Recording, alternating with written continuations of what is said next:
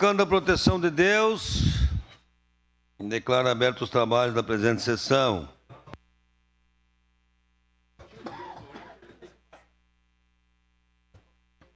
Informamos que nos termos da resolução de mesa número 164/de 8 de março de 2023, fica assegurada a participação remota das vereadoras e dos vereadores.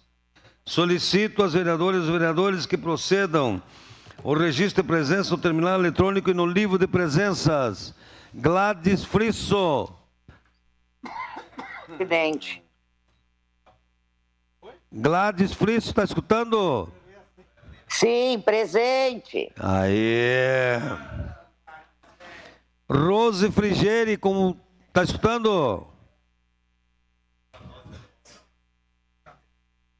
Rose Frigeri.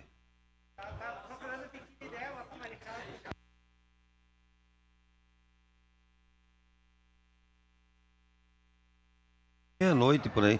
Passemos a hora do dia.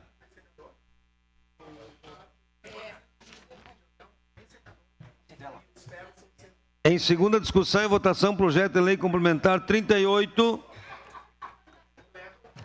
Ai, meu Deus do céu. Tu tá aparecendo, Vitória Augusto. Vereadora Rose, presente. Ô, Rose, obrigado, presente. Em segunda discussão e votação, projeto de lei complementar 38/2023. Contido no processo 280/2023,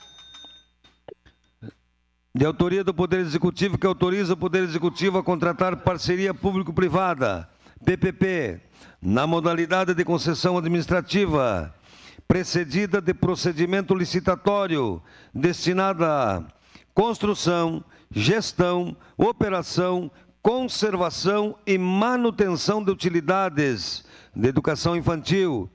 Vincula recursos para a criação de mecanismos de pagamento e de garantia pública da referida parceria e da outras providências. Vereador relator Bressan, com a palavra. Essa dispensa ter lido na sessão anterior, senhor presidente.